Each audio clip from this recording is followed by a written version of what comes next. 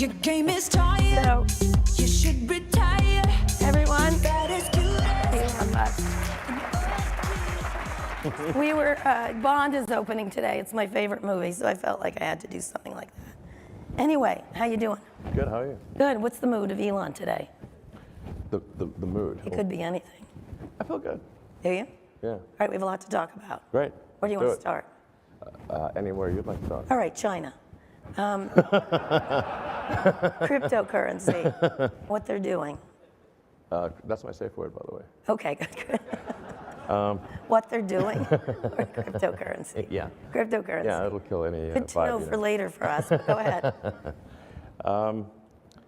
Cryptocurrency in China. Yes, what they're doing around Bitcoin, etc. And then I'd like to pivot to what the U.S. is going to do around regulation.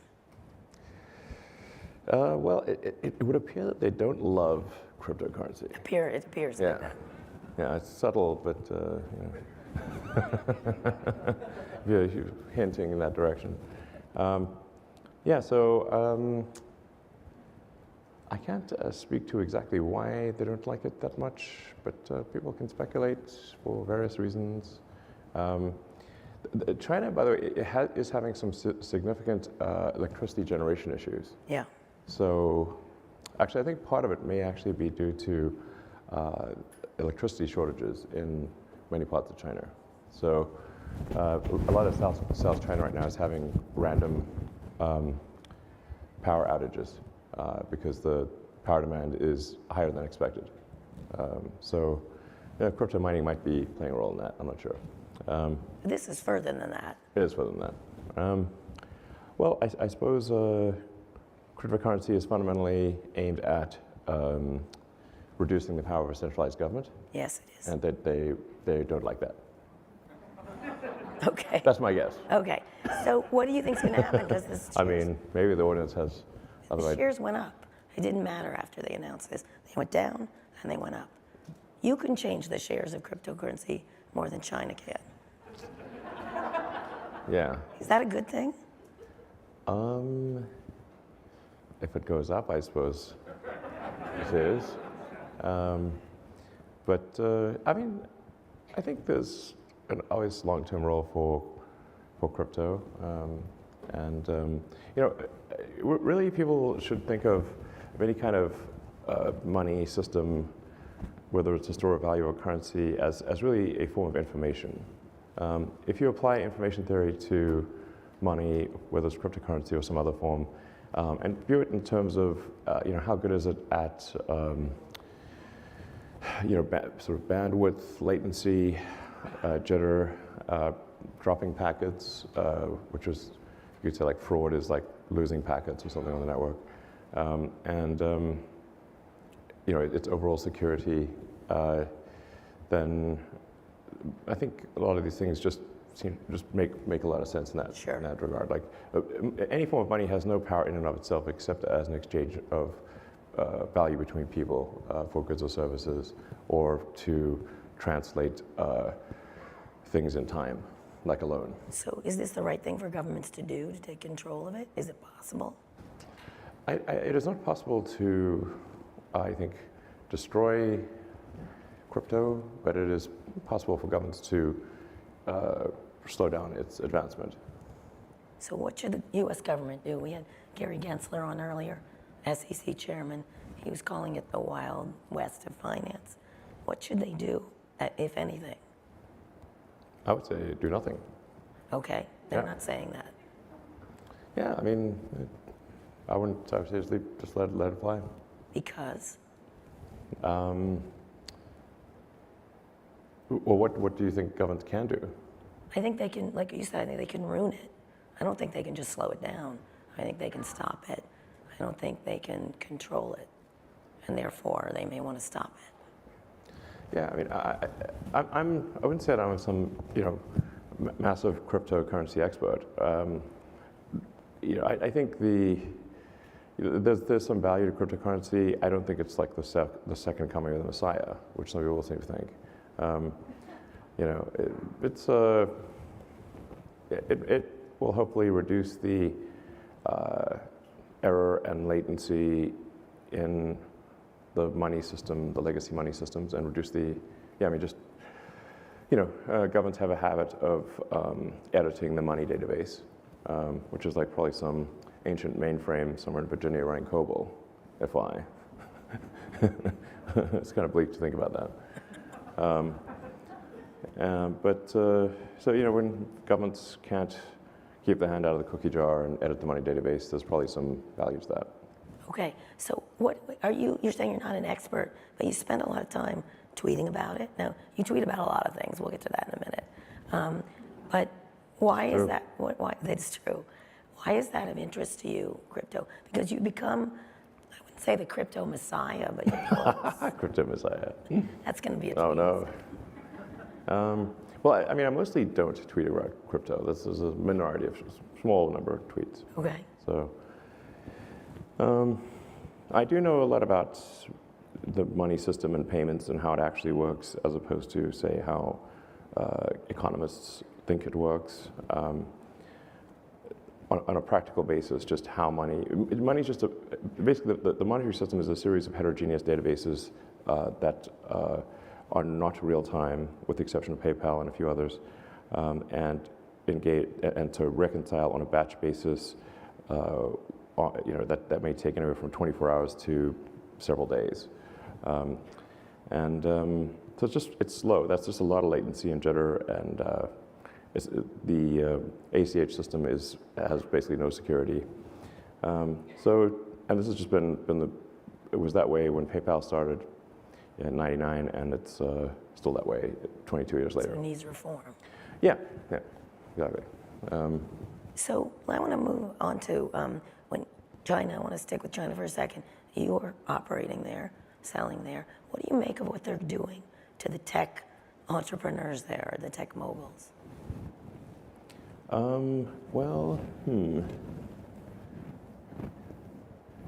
Where is Jack Ma? Where is Jack? I know. Do you know? No, I was curious. You have some means to find out, I'm guessing. Maybe. I don't know. I think there are some changes afoot in China. I think part of this may be actually COVID related, in the sense that it's been quite difficult to have in-person meetings in China, and China really runs, the whole system is set up to run on the basis of in-person meetings. And the absence of these meetings for the past 18 months, I think, has probably led to things being worse than they would be if there were more in-person meetings.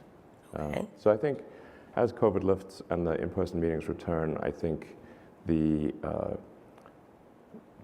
I think probably there will be an increase in the sort of trust level, and I think things will probably start heading in a more positive direction. The trust level between tech and the government. Yeah, both internally within China and with respect to people from the US and other countries going and visiting and meeting with officials in the Chinese government. It's just, China is very much set up to work with in-person meetings, and so COVID, I think, has impeded that. So I think things will improve, most likely, as the in-person meetings resume. So they did these antitrust actions because they couldn't say hello. I think that not all of it can be ascribed to that, but it's some of it can be. Yeah, we'll see. I suspect things will improve next year because of just more interaction. Are you nervous about what you're doing there? It's a big market for you. You operate there. Yeah, we've got a big factory in Shanghai, which is doing very well. The Tesla China team is doing great work, and we do well with selling in the Chinese market, as well as producing cars for China and for export to Europe. So overall, things are going pretty well, frankly. You're not worried about U.S.-China relations?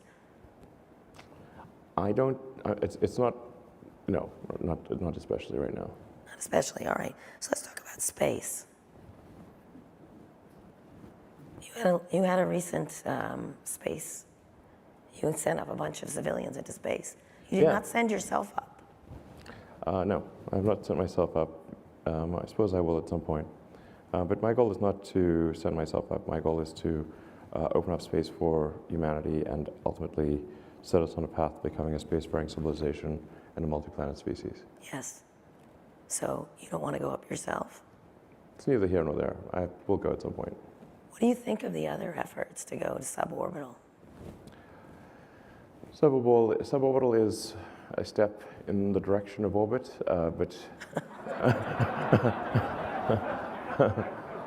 so.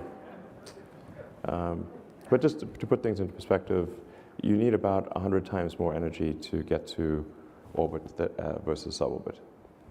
And then to get back from orbit, you need to burn off that energy. So you need a heavy-duty heat shield because you're coming in like a meteor. Yes. So like orbit is roughly 2 orders of magnitude more difficult than suborbit. But it's still, good to do something in space. What did you think watching those, both Richard Branson and Jeff Bezos doing that?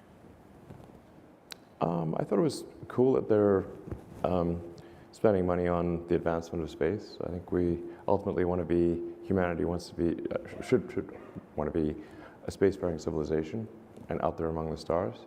And I think we really want, all these things that we see in science fiction movies and books, we want those to be real one day, not always fiction. Right. So I think it's good that people are spending their money advancing space technology. So last time we talked, we didn't talk a lot about space. We talked about a whole bunch. We talked about meat flaps, which was Elon's word for speaking. Yeah. We're flapping our. Yeah. Slow tonal wheezing. Yes, that's right. When I sound like it right now. That's what we sound like to a computer. Right. Like whale sound, slow down. Yeah. So we didn't talk about space. So let's talk a little bit about where you think you've advanced with what you're doing, because I think you're probably the most fast forward of all these efforts. Yeah. So with respect to SpaceX, let's see. There's two. Besides orbital human spaceflight and providing transport for NASA of astronauts and cargo to and from the space station, which we've been doing for a while now, over a decade, we have something called Starlink, which is a global internet system, and this is, I think, going to have some profound positive effects on the world because Starlink is really designed to serve the least served. You have 1,300 satellites up right now, is that correct?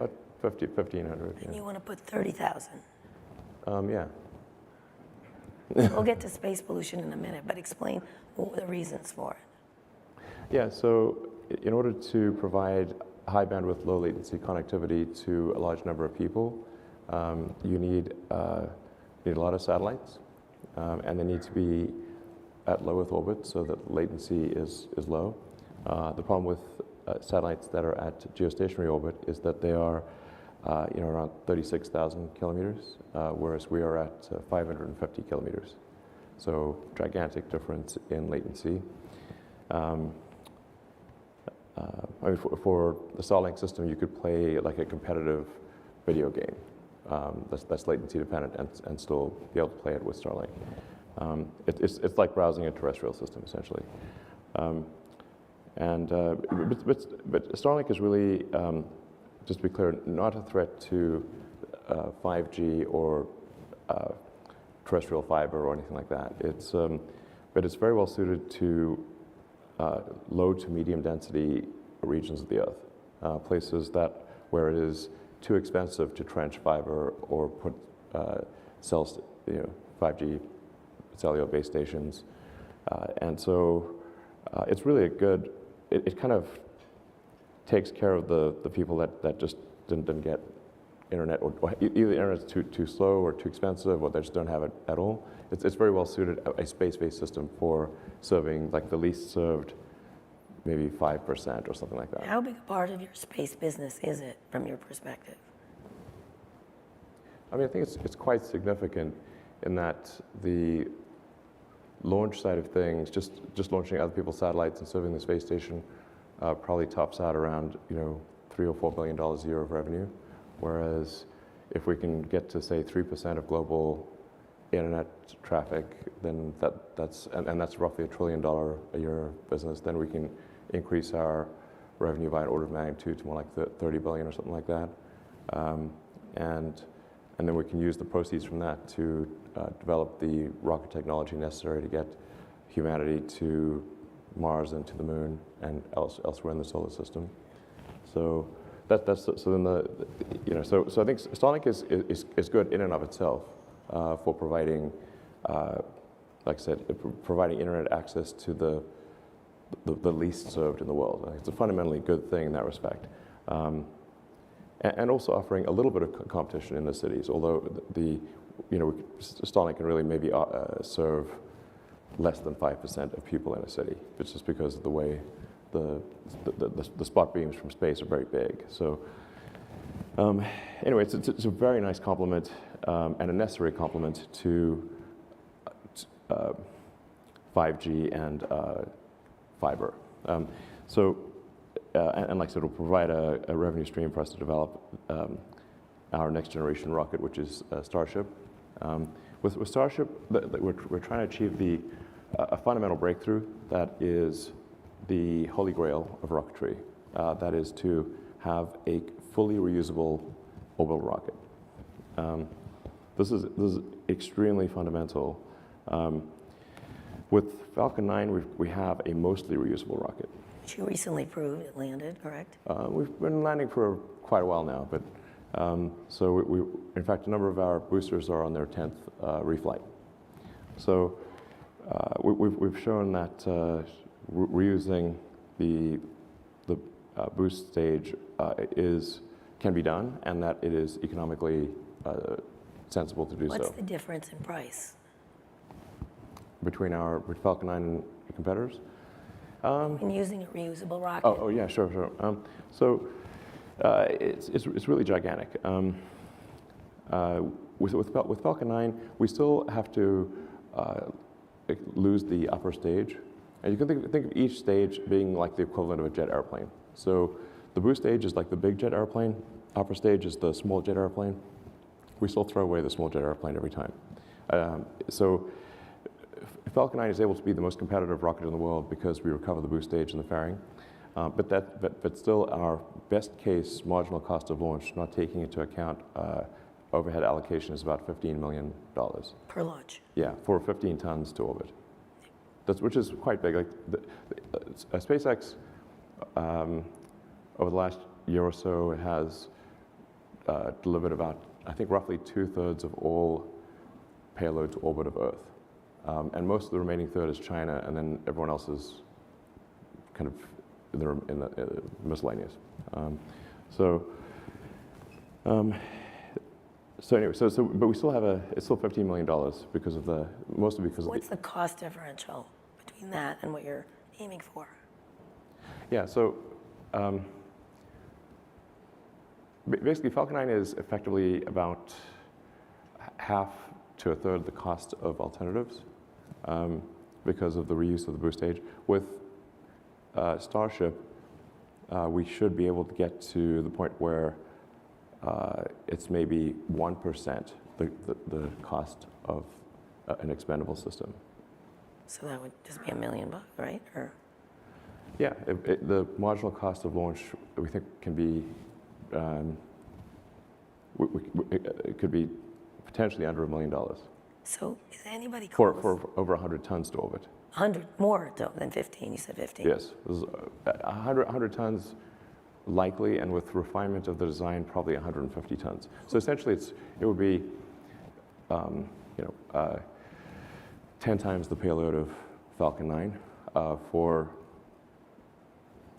15 times lower cost. So When is that happening? 100-fold better. It's really profound. Essentially, with Starship, it is possible to make the economics close for creating a self-sustaining city on Mars and a base on the Moon for those who want to go there. So it's really very, very profound development. And that's what I'm spending most of my time on, is driving the development of Starship. Starship, so you can go to Mars, or you want civilization on Mars? Civilization on Mars. So what's first, the moon base or moon base first, correct? I mean, the moon is close, so we might as well. Okay, Yeah.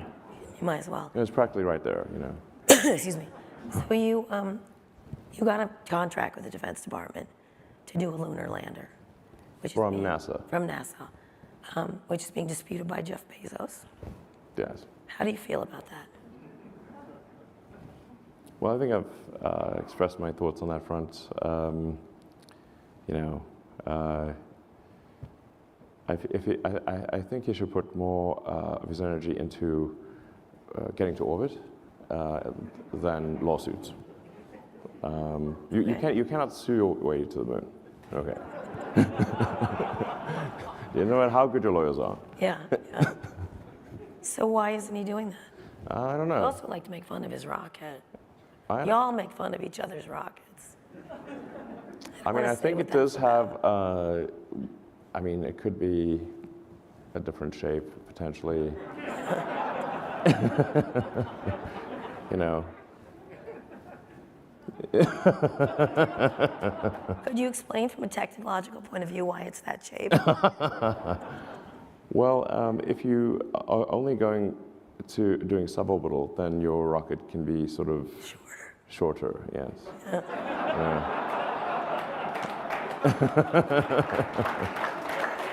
So, have you called him and said, cut the shit, get bigger, what?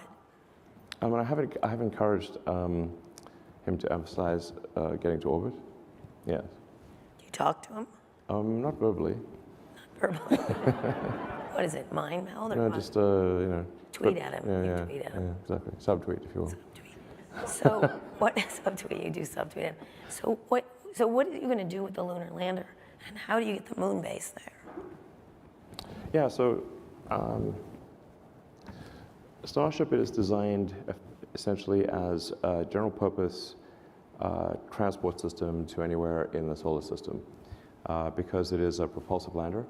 And with a propulsive lander, you can land anywhere that's got a solid surface. And it's also designed for orbital refilling. So you can get the Starship to orbit and then send tanker flights to refill it so that it has tremendous delta velocity. Basically, it can go very far from Earth orbit because you can refill propellant. The moon base is important because Well, I think the moon base, I mean, certainly there's like a lot we could learn scientifically if we had a proper laboratory on the moon about the nature of the universe and, you know, where we all came from and the early history of Earth and that kind of thing. Yeah, we have a science station in Antarctica, and we're still learning a lot from, you know, our activities in Antarctica, and I think we could learn even more on the moon. So there's a lot of value, I think, to having a.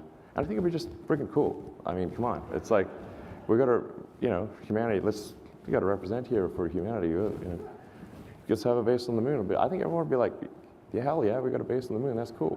yeah, You know? for tourism. What do you think? No, is so the base? science, Scientists.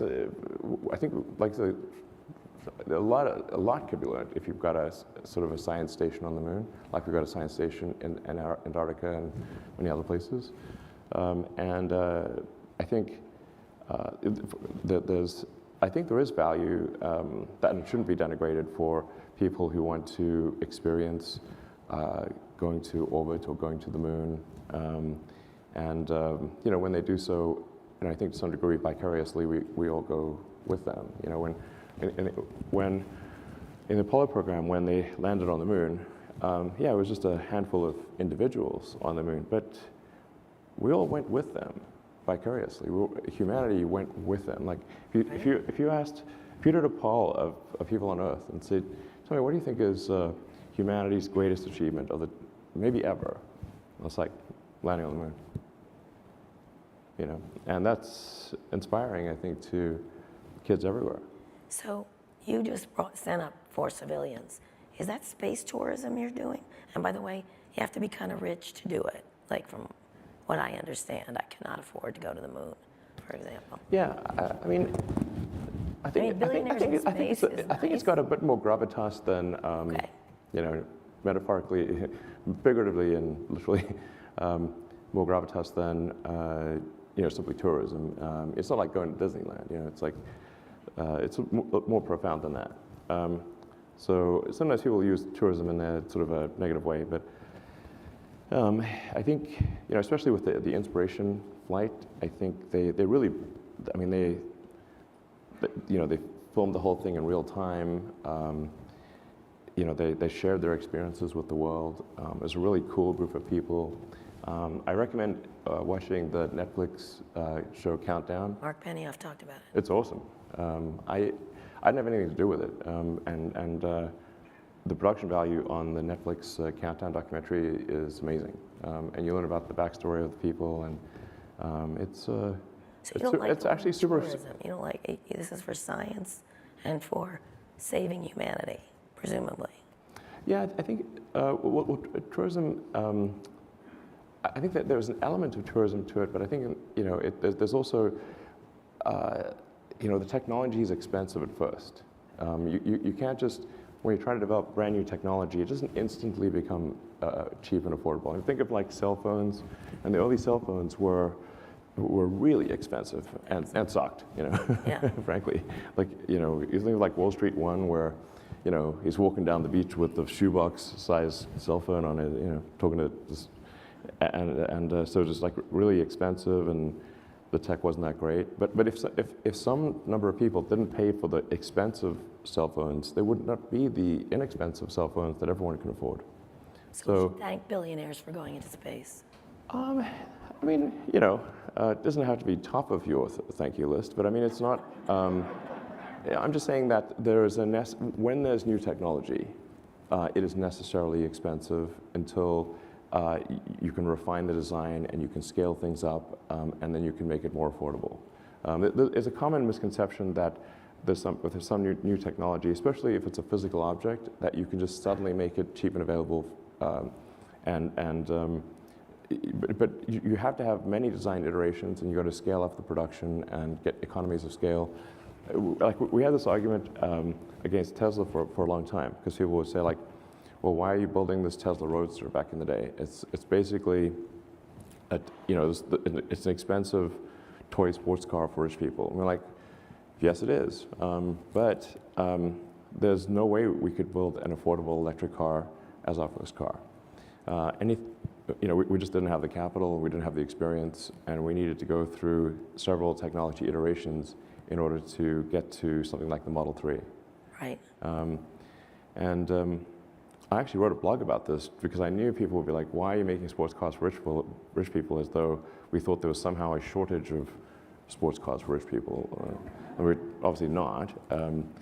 But you just gotta figure out the technology. You gotta go through multiple design. Like how do you make something mass market and affordable? Many design iterations, many different versions of the technology. A lot of hard work, and then you've got to scale up the production rate so you get economies of scale. And those two things are what make any given technology available to the public. And basically, every technology that we take for granted today has gone through that So the idea of getting to Mars will be affordable someday? Yes, absolutely. It has to be. In order for Mars to be a self-sustaining civilization, it has to be affordable. When you say that, enough people need to go, you know. Why do you want people to go when you just keep saying that? Because you're worried about this planet? Or you're just betting the odds are we'll either blow it up or it'll be the day after tomorrow movie? No, I think it's really, you know, if you sort of look, you know, just sort of stand back, if we just step away from our sort of internecine squabbles and say, let's look at the big picture here. What set of actions can we take that maximize the probability that the future is going to be good for civilization and for consciousness? And I think we should regard consciousness on Earth as delicate, not, you know, just fragile. And, you know, what sort of actions can we do to ensure that it continues and that the scope and scale of consciousness expands.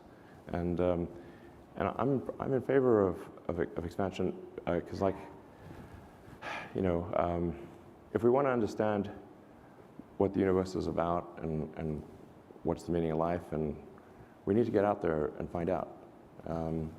And the more we expand the scope and scale of consciousness, the better we will be able to understand what questions to ask about the answer that is the universe. So when you get a lot of criticism, say, about Starlink, space pollution, you see a lot of stories about space pollution. Why is Elon putting so many astronomers get mad at you? Or with the rockets, so that you have these big defense contracts that you're doing, correct? First time someone's broken into the area. How do you meet those criticisms? This is just small potatoes?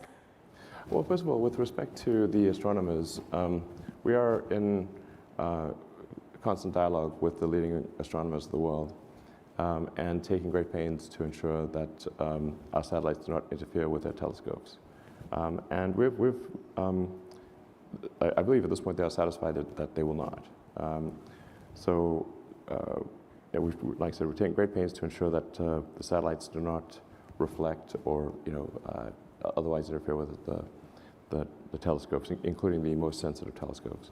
So, you know, there may be a few sort of amateur astronomers who are unhappy, but the professional ones are satisfied that we're taking reasonable steps to ensure that we are not standing in the way of science, and nor would we ever want to.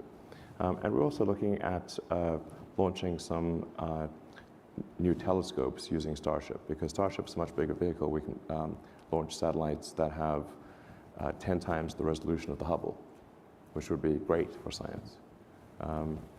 In fact, there's an exciting program working with Sol Perlmutter at Berkeley on a big new space satellite, a space telescope, I should say.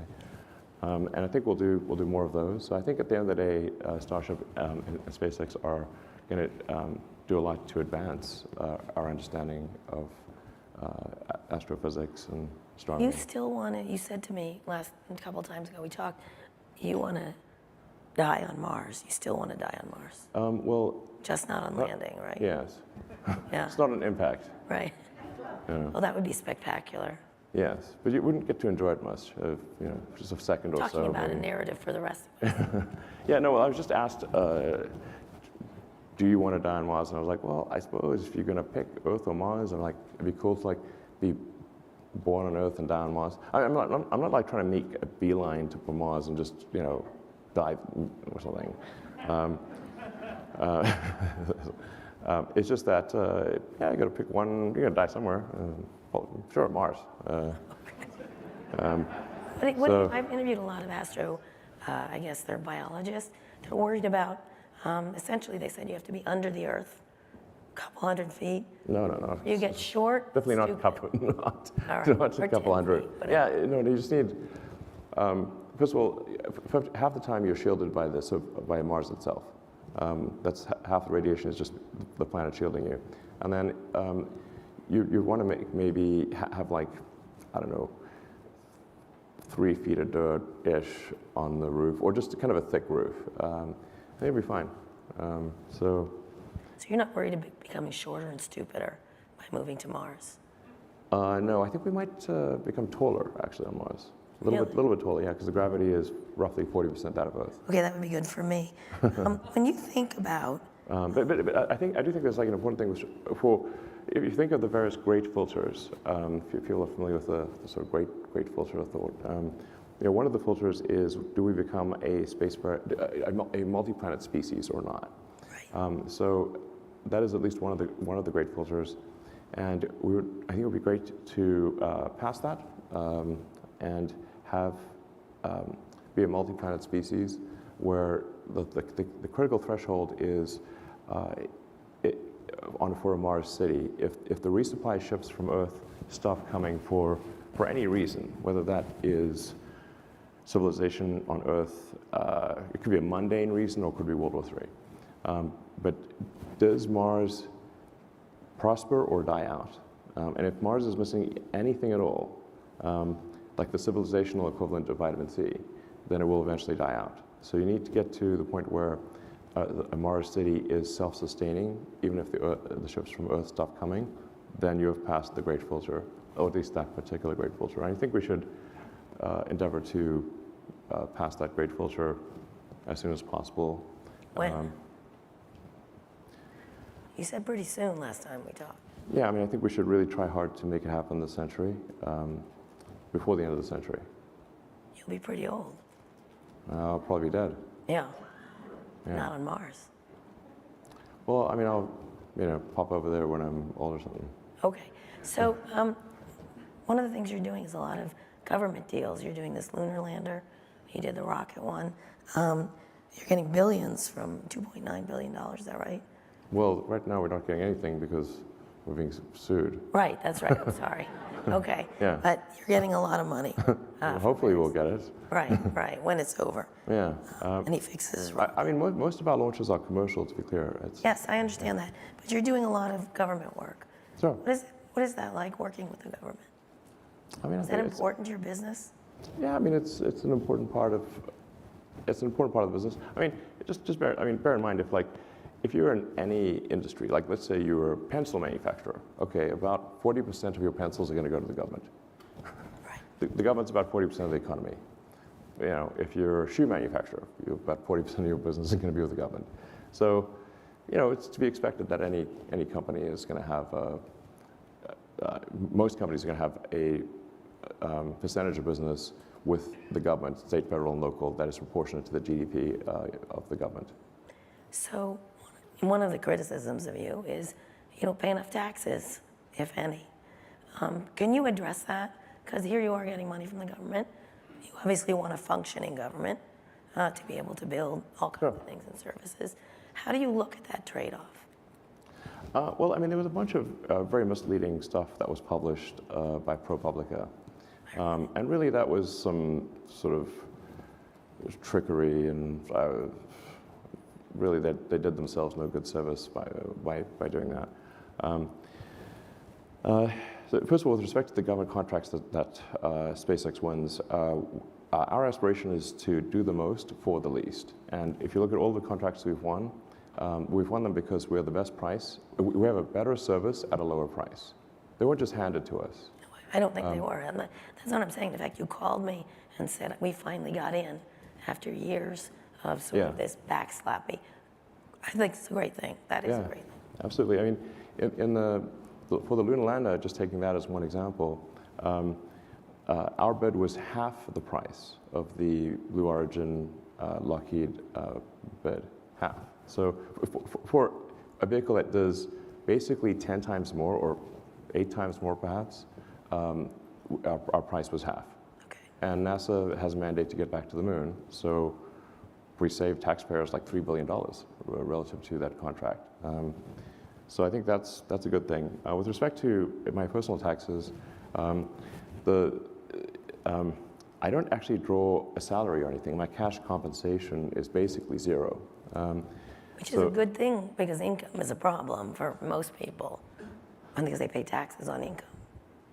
That was the whole point of the story, I think. Yeah. So I do have stock options that vest, and so in the years that I basically with Tesla and SpaceX, I just have not really bothered to sort of take money off the table, which is most people do. They sell some of their stock and they take money off the table. And for me, I just said, my money will be the sort of, it was the first in and it'll be the last out. The success of SpaceX and Tesla was far from assured, and there are many times when it looked like the companies would, and they skirted bankruptcy many times, but I never tried to take money off the table. And now this is trying to be turned around and made into a bad thing, and that's messed up. But when my stock options, just before my stock options expire, then I am forced to exercise, and my top marginal tax rate is 53%. So I don't think that's particularly low, and it's going to go up next year. It's probably 57% or something like that. When you sell. Yes, and I have a bunch of options that are expiring early next year, so I'm a huge block of options will sell in Q4 because I have to, or they'll expire. And my top marginal tax rate is 53%. So you eventually will pay a lot of taxes. Massive, yeah. I mean, basically, majority of what I sell will be taxed. I don't think it was alleging illegality. It's that wealthy people got to borrow against their stock. Yes, they were saying that like somehow borrowing is a trick to get away from paying taxes, but it's more important to bear in mind that we've had a very long expansion in the economy, maybe the longest ever, and borrowing against stock is all sort of fun and games until you have a recession and you get the margin calls, and then you go to zero, which happens basically every time there's a recession. Right. Stocks don't always go up; they go down. Yours seems to. Most stocks have gone up, including some questionable stocks, frankly.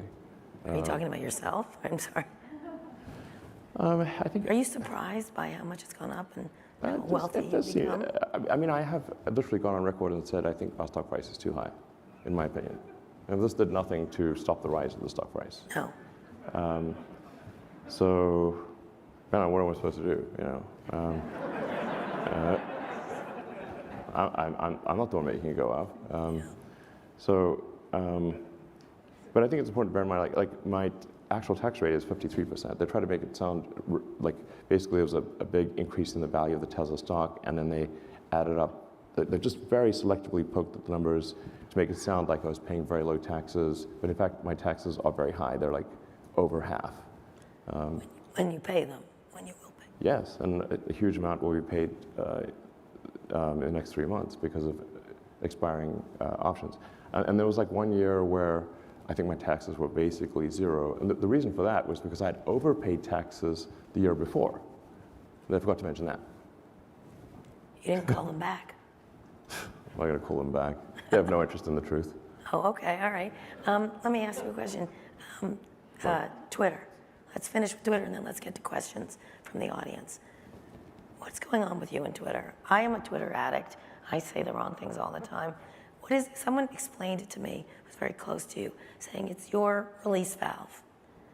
This is where you feel better. Yeah, I think I said some people, It's your happy place. some people use their hair to express themselves. I use Twitter. Do you regret any of it or not? You are kind of prominent. Yeah, I mean, sure. I mean, Walk us through when you decide to do a tweet. You go, no, no, no, well, yes. I think about it for hours. Do you? And I consult with my strategy team. You just literally go, yeah. Yeah. One of Or maybe I'm wasted on that. Gone. Let me shoot myself in the foot. Bam. Now let me shoot myself in the foot. Bam. yeah, That describes some of my tweets. yeah. Are you worried about any SEC involvement in your tweets going forward? What does that stand for again? I mean, I know the middle word is Elon's, but I can't remember the other two words. You need to answer me. You need to answer me. Are you worried they're going to say, Elon, stop fucking tweeting? You talk about the Short Seller Enrichment Commission? Yeah. Yeah, Short seller enrichment. that's their new name. Is it? Yeah. Can I ask you about the particular recent tweet you did about, you did one great tweet about time, saying time is the currency, which I thought was beautiful. Time is the ultimate currency, yes. No matter what resources you have, you can't wind back the clock. It's true, Yeah. no matter how rich you are. Yeah. But then you did the Biden tweet. Can you explain that one? Oh, when, well, yeah, I mean, so, you know, like Biden held this EV summit. Didn't invite Tesla. Invited GM, Ford, Chrysler, and UAW. An EV summit on the White House. Didn't mention Tesla once, and praised GM and Ford for leading the EV revolution. So you were pissed. Does this sound maybe a little biased or something? And then, you know, just not the friendliest administration. Well, yeah. Seems to be controlled by the unions, as far as I can tell. So, you waiting to get Trump back? No. Who would you like to be president besides yourself? I would not want to be president at all. Sounds like no fun being president. What do you think is going to bring our country together, if at all? Moving to Mars, what? Well, I think if there was some moderate, sort of centrist president, then I think that would help. I think everyone just wants. I think most people want a president who is just a very competent, executive. Not too far left, not too far right, and